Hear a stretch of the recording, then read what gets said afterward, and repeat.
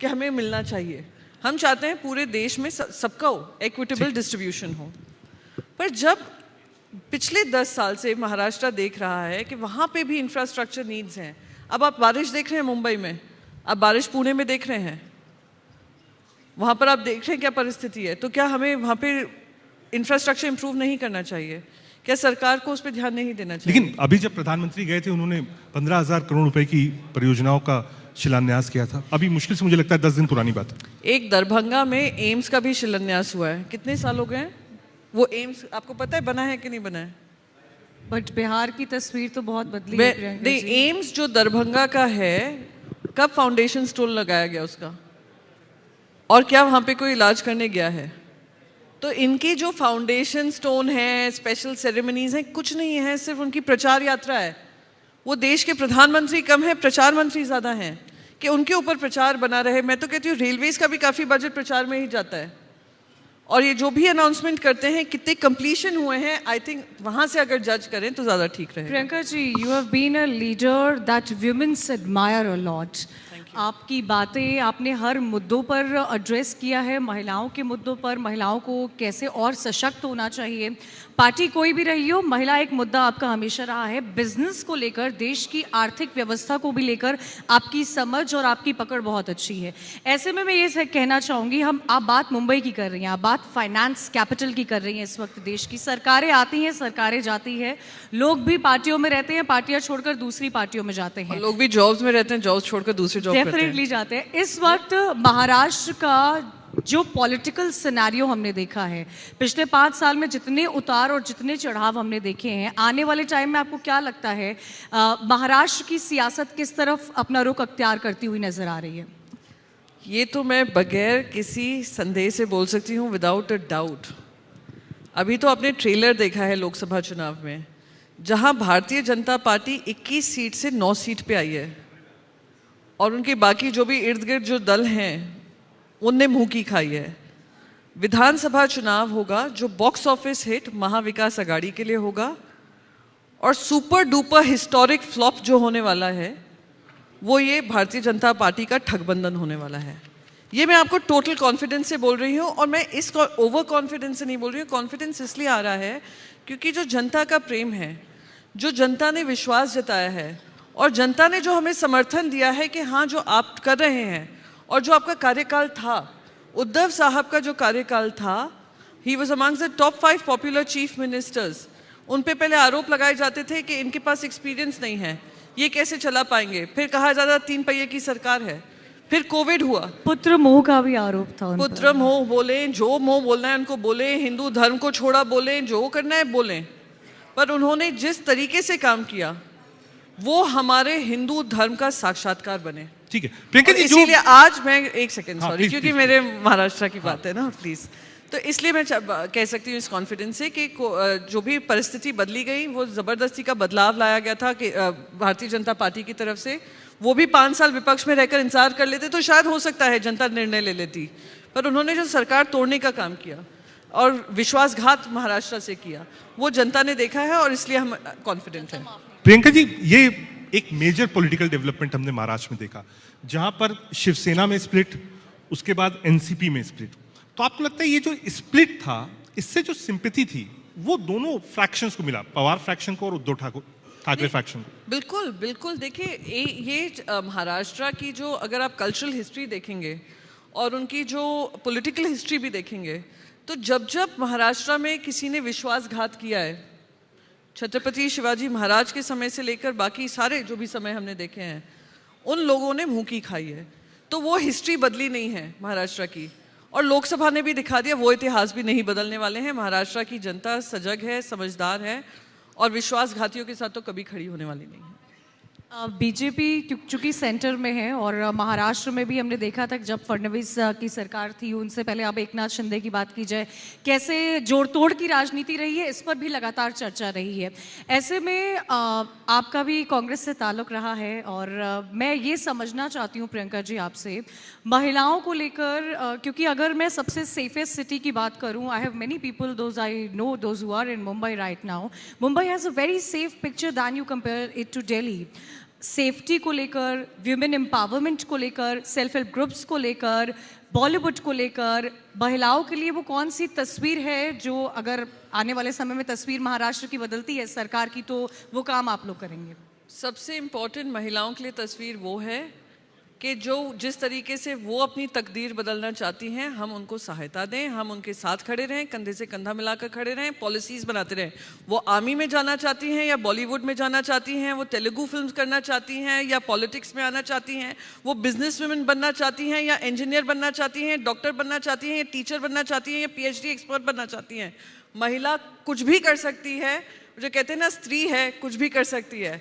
तो हम वो स्त्री के लिए ऐसा प्लेटफॉर्म बने, महाराष्ट्र एक ऐसा प्लेटफॉर्म बना हुआ है महिलाओं के लिए कि जब जब सेफ्टी सिक्योरिटी की बात आती है सबसे पहले मुंबई याद आता है, महाराष्ट्र याद आता है। बाढ़ में भी बाढ़ के जो हालात हैं, सबसे ज्यादा खबर इस वक्त मैं महाराष्ट्र से पढ़ रही हूँ।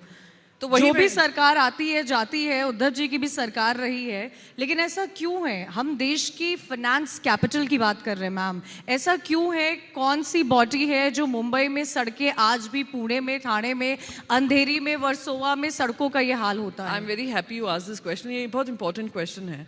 आपको पता है मुंबई में ही, मुंबई शहर में ही करीब 17 से लेकर 32 ऐसे छोटी छोटे गवर्नमेंट वो हैं, कंपनीज हैं जिनकी परमिशंस आपको लेनी पड़ती हैं। अगर आपको पाइपलाइन बदलना है या रोड बनानी है तो मल्टीपल एजेंसी से नोड लेना पड़ता है। आदित्य जी ने इसको समझा था कि सबसे ज़्यादा डिले जो होते हैं प्रोजेक्ट, और जो कॉन्ट्रैक्ट्स को लेकर के लोएस्ट L1 जो कॉन्ट्रैक्ट होता है वही लिया जाता है। आदित्य जी ने इस प्रॉब्लम को समझा था। उन्होंने एक नोडल एजेंसी बनाने की बात की थी कि नोडल एजेंसी बनेगी, नोडल एजेंसी की जिम्मेदारी होगी सबसे वो परमिशंस लें और काम करें। पर एक पॉइंट तो ये है कि कभी कभी सड़कें दिखती हैं, पॉटहोल दिखती हैं कि कॉन्ट्रैक्टर्स से अकाउंटेबिलिटी नहीं ली जाती है। That's another point.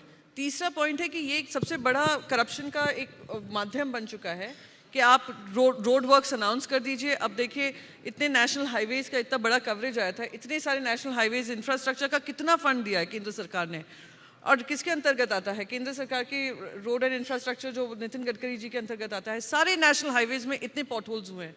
तो हम मुंबई के अगर शहरों की बात करें तो वो तो नेशनल हाईवेज से, अगर नेशनल हाईवेज ही इतनी बदतर है, मुंबई का क्या होगा? इसलिए मैं कहती हूँ इंफ्रास्ट्रक्चर फंड्स जो होते हैं अगर सही मायने में इंफ्रास्ट्रक्चर के लिए लगाए जाए तो शायद देश की भी जो पूरी परिस्थिति है वो बदलाव आएगी। ठीक है प्रियंका जी, एक बड़ा आरोप जब से शिवसेना बीजेपी से अलग हुई है, बीजेपी कहती है कि जो मूलभूत आइडियोलॉजी थी उद्धव जी की, वो उस आइडियोलॉजी से अलग हट गए। जो सोच बाला साहब जी की थी वो सोच से अलग हट गए। और ये चाहे वो आप देखिए जितने भी इलेक्शंस हो, इलेक्शन कैंपेन हो, वो इसी के इर्द गिर्द होता है। क्या आप मानती हैं कि हाँ एक शिफ्ट हुआ है वक्त को देखते हुए, या आपको लगता है ये एक प्रोपेगेंडा है? मैं तो ये कहती हूँ कि भारतीय जनता पार्टी हिंदू धर्म से अलग हुई, शिवसेना नहीं हुई, भारतीय जनता पार्टी हुई। आप मुझे बताइए, यहाँ पर मेजॉरिटी जो होंगे, जैसे देश की आबादी है, मेजॉरिटी हम हिंदू ही हैं यहाँ पे। हमारा धर्म हमें क्या कहता है कि सारे धर्मों का सम्मान करना है। हम पूरी दुनिया ही हम एक हैं, परिवार है। अगर आप परिवार में ही अंतर करने लग जाएं, अगर धर्म में ही भेदभाव करने लग जाएं और फिर जातियों में ही भेदभाव करने लग जाएं, क्या वो मेरा धर्म सिखाता है? क्या आपका धर्म सिखाता है? मेरा धर्म तो नहीं सिखाता, शायद बीजेपी का धर्म सिखाता है। इसलिए मैं उनको ढोंगी हिंदू कहती हूँ, पाखंडी हिंदू कहती हूँ। क्योंकि हमारा जो धर्म था कि हाँ भगवान श्री राम का भव्य मंदिर बनना चाहिए, उसकी लड़ाई हमने सुप्रीम कोर्ट में लड़ी। और सुप्रीम कोर्ट ने आज हिंदू धर्म इतना सहनशील है कि वो जानता है कि लीगल राइट से ही हमें वो राइट मिलेगा। 500 साल हमने लड़ाई लड़ी है, भारतीय जनता पार्टी ने वो लड़ाई नहीं लड़ी है। 500 साल हम सारे हिंदुओं ने, हमारे संतों ने, हमारे महात्माओं ने ये लड़ाई लड़ी है। तो हिंदू धर्म से जो दूर हुआ है वो हमें हिंदू का सर्टिफिकेट देंगे तो भाई साहब मुझे माफ़ करिए, वो कितना भी रोते रहें, पीटते रहें, I am sorry to use the word, पर जनता उनको माफ़ नहीं करेगी। ये तो धर्म, ठीक है अरविंद जी। कांग्रेस के पुराने साथी, उनका ये कहना था कि भाई ऐसा है कि मैं यहाँ मन से एक ऐलान करना चाहता हूँ कि कम से कम संसद में जो है साधु संत भी जाएं। प्रमोद कृष्णम जी की इच्छा तो कांग्रेस ने पूरी की नहीं। आप क्या कहना चाहती हैं? मतलब कि साधु संत, वो कह रहे हैं कम से कम 51 लोग जो है जाने चाहिए पार्लियामेंट में, साधु संत। नहीं, आप कह रहे हैं साधु संत पार्लियामेंट में आए, राइट? जाना, हाँ जाने चाहिए। उनका कहना है कि भाई जब हर तरीके के लोग पार्लियामेंट में जा रहे हैं, फट रही है। मैं कह रहा हूं प्रियंका जी कि जब हर तरीके के लोग जो है पार्लियामेंट में जा रहे हैं, खिलाड़ी जा रहे हैं, व्यवसायी जा रहे हैं, शिक्षाविद जा रहे हैं, तो साधु संत क्यों ना जाएं? तो योगी आदित्यनाथ जी संसद में नहीं थे, हाँ थे वो, लेकिन तो क्या सवाल क्या है? नहीं, उनका सवाल मेरा ये है, क्यों कह रहे हैं कम से कम 51 लोग जाने चाहिए, नहीं, हम लोग को अगर रिजर्वेशन दिया जाए। अच्छा, तो पहले साधु तो संतों को बेचारी रिजर्वेशन महिलाएं चाहते हो। 25-30 साल से लड़ कर अभी भी उनको 2029 की डेट मिली है, फिर आप कह रहे हैं कि अच्छा अब ये आए, फिर अरे आप अगर केपेबल हैं, योगी आदित्यनाथ जी आए कि नहीं आए? और बहुत सारे संत हैं अभी वहां पर। अगर प्रमोद कृष्णम जी अभी, क्योंकि प्रमोद कृष्णम जी ने कांग्रेस पार्टी छोड़ दी है, वो जो भी पार्टी उनको लगता है, जो भी पार्टी से वो जीत कर आएंगे वो उनको टिकट देगी। मैं तो उम्मीद करती हूँ मैं उनको पार्लियामेंट में देखूंगी, मैं उम्मीद करती हूँ लोकसभा में देखूंगी, पर जिस भी पार्टी से आए वो पार्टी उन पर विश्वास जताए कि वो जीत कर लाएंगे। जैसे योगी आदित्यनाथ जी जीते, सांसद बने, सालों तक सांसद रहे, उनसे पहले जो उनके लीडर थे वो बने, और फिर आज वो उत्तर प्रदेश के मुख्यमंत्री हैं, इलेक्टेड मुख्यमंत्री हैं। ये तो मैं पहला एंगल सुन रही हूँ, प्लीज मेरे पास इसके बारे में ओपिनियन नहीं है। अगर वो मुझे ड्राफ्ट कॉपी दे दे तो मैं खुद ही प्राइवेट मेंबर्स बिल लगा दूं। Thank you. प्रियंका जी, क्योंकि धर्म, राजनीति, सभी मुद्दों की बात हो रही है, उत्तर प्रदेश के मुख्यमंत्री योगी आदित्यनाथ का भी आप जिक्र कर रही हैं। यूपी की तस्वीर बदली है, जिस तरह से ईज ऑफ डूइंग बिजनेस में यूपी का जिक्र हुआ है, यूपी के इंफ्रास्ट्रक्चर में जो डेवलपमेंट हुई है, मैं आपका रिएक्शन योगी आदित्यनाथ पे भी जानना चाहती हूँ। आदित्यनाथ जी वहाँ के मुख्यमंत्री हैं, आदित्यनाथ जी वहाँ के पॉपुलर मुख्यमंत्री हैं, आदित्यनाथ जी चेहरा तो थे, पर टिकट जो डिस्ट्रीब्यूशन हुआ कहाँ से हुआ आप जानती हैं, मैं जानती हूँ, ये जानते हैं, सभी जानते हैं। अब अंदरूनी उनके क्या चल रहा है वो उनका अंदरूनी कलेश है, पर ये बहुत स्पष्ट हो गया है कि इस कलेश के चलते और ये ध्रुवीकरण के चलते अब उत्तर प्रदेश भी, अगर अयोध्या ने उनको हरा दिया तो उत्तर प्रदेश भी एक संदेश दे रहा है कि इस तरीके के धर्म में लोगों को बांटने की, सुप्रीम कोर्ट से अभी अभी वर्डिक्ट आया है वो कावड़ यात्रा के बैनर्स के लगाने की, तो अगर आप नहीं सीखने को तैयार हो तो आपको उसका खामियाजा भुगतना पड़ेगा आने वाले समय में। तो मेरे पास कोई टिप्पणी नहीं है योगी आदित्यनाथ जी को देने के लिए, ना मेरे पास कोई सलाह है, क्योंकि वो लोग काफ़ी बहुत सर्वज्ञानी है भारतीय जनता पार्टी वाले, पर जनता ने उनको एक संदेश भेजा है, वो संदेश ही समझ लेंगे तो शायद ये सारी बातें उनको समझ में आ जाएंगी। प्रियंका जी, ये जो इलेक्शंस हैं महाराष्ट्र, हरियाणा और झारखंड, स्टेट इलेक्शंस हैं, क्या आप इसका कोई इम्पैक्ट, जो रिजल्ट्स होंगे महाराष्ट्र, हरियाणा और झारखंड के, क्या इसका कोई इम्पैक्ट आप दिल्ली पर देखती हैं या सेपरेट है? लोग कहते हैं कि साहब ये लिटमस टेस्ट होगा मोदी गवर्नमेंट के लिए।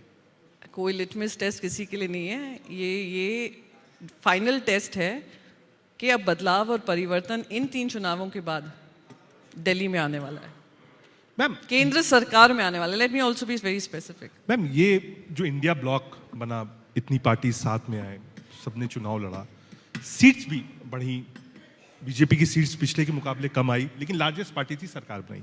बीजेपी कहती है साहब सरकार हमने बनाई, तीसरी बार बनाई, हमारी सहयोगी हमारे साथ में है, लेकिन उसके बाद भी जो इंडिया गठबंधन है वो घमंड में है। किस बात का घमंड? किस बात का घमंड है, ये तो जनता भारतीय जनता पार्टी से पूछ रही है। आपको किस बात का घमंड है? आपने आज 80 करोड़ लोगों को राशन पे मजबूर कर दिया है। आप तो आए थे आत्मनिर्भर बनाने जनता को। आज जब गरीब आपसे कहता है कि कब ये जो अमीर हो रहे हैं अमीर होते जा रहे हैं, हम गरीब गरीब होते जा रहे हैं, आप उसका क्या करेंगे? उनको मुंह पे चुप कर दिया जाता है, आपको 5 किलो राशन तो दिया, चुप हो जाइए। आज एक युवा कहता है कि भाई साहब हम बेरोजगार हैं, आप यूनियन बजट में उनकी मजाक बना देते हैं। आप यूनियन बजट में कह देते हैं कि हम अप्रेंटिसशिप प्रोग्राम लाएंगे। आप मुझे बताइए, यहाँ पे सब बैठे हैं, आपके बच्चे इंजीनियर बनेंगे, डॉक्टर बनेंगे, आपके बच्चे पोस्ट ग्रेजुएट्स बनेंगे, क्या आप उनको अप्रेंटिस का प्रोग्राम देंगे? क्या आप जाकर इंटर्नशिप करो, 5,000 रुपये की नौकरी करो? कोई नहीं चाहता है। तो बेरोजगारी के माध्यम आप एड्रेस नहीं कर रहे हैं, जो दिक्कतें हैं वो एड्रेस नहीं कर रहे हैं। हाँ, एंड कर रहे हैं, 2 सेकेंड और। अगर आप माध्यम नहीं बनाएंगे तो फिर कहीं ना कहीं जनता पूछेगी कि आपको किस बात का घमंड है कि आप अपनी मन की बात करते रहते हैं और जन की बात नहीं सुनते। प्रियंका जी, मेरा एक आखिरी सवाल, और मुझे लगता है कि ये सवाल तमाम उन मुंबईकर वालों की भी तरफ से है। मुंबई में बालकनी वाले घर कब देखने को मिलेंगे? आप दिल्ली में आए हो, आपको इतना खुला लग रहा होगा एक्चुअली आसमान। जब मुझे घर अलॉट हो रहा था मैंने कहा प्लीज मुझे अपार्टमेंट मत दीजिएगा क्योंकि मुझे भी लोन देखना It's a है। big concern in Mumbai. No, it's a way of living life. अगर आप न्यूयॉर्क जाते हैं तो न्यूयॉर्क में छोटे घर मिलते हैं और आप न्यूयॉर्क से थोड़ा सबर्ब्स में जाते हैं तो घर बड़े बड़े होते रहते हैं। तो कोई भी जो एरिया के हिसाब से होता है, it's a coastal city, it's sea है सब तरफ, उसको लैंडलॉक सिटी, लैंडलॉक नहीं कहूँगी, वो कोस्टल सिटी की वजह से उसमें डेवलपमेंट नहीं हो सकता है। You don't see vast areas of homes और expensive भी है। But we welcome you in the air of Delhi. बहुत Thank you so much. शुक्रिया प्रियंका जी, आपने Thank you. अपना कीमती वक्त निकाला और इंडिया डेली के आज नहीं, आप लोगों ने कीमती वक्त मुझे दिया। बहुत Thank you so बहुत much. बहुत शुक्रिया, बहुत शुक्रिया प्रियंका।